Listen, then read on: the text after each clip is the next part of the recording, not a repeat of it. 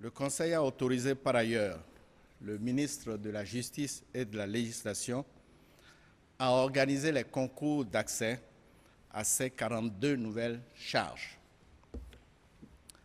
Deuxième dossier important, programme d'urgence de renforcement des infrastructures universitaires.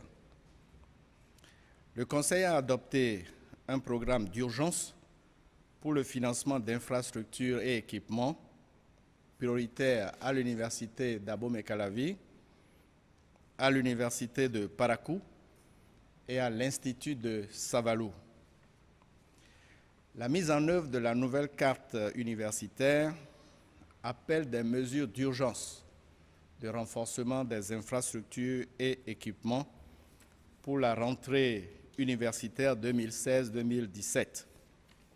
Le drame d'Avamé est né, d'une part, d'un manquement professionnel sur la chaîne opérationnelle de l'activité d'incinération et d'autre part d'une violation des lois et règlements.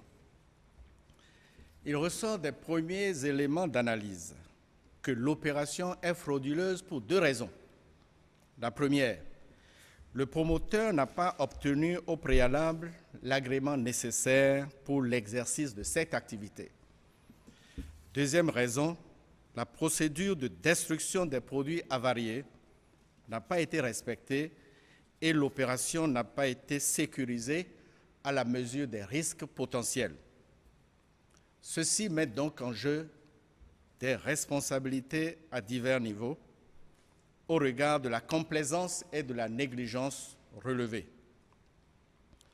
Le Conseil a pris acte des sanctions administratives prononcées par les ministres suivants: le ministre en charge de l'Intérieur et de la Sécurité publique, le ministre délégué chargé de la Défense nationale et le ministre chargé de l'Économie et des Finances.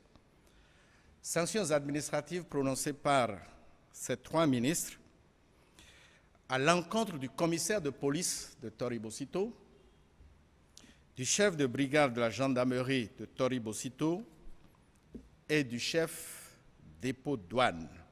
Ces trois agents ont été relevés de leurs fonctions. Enfin, à l'issue du Conseil et au titre des mesures individuelles, le général de brigade Laurent Amoussou est nommé chef d'état-major général des forces armées béninoises en remplacement du général de brigade Awal Naïmi, admis à faire valoir ses droits à la retraite à partir du 1er octobre 2016.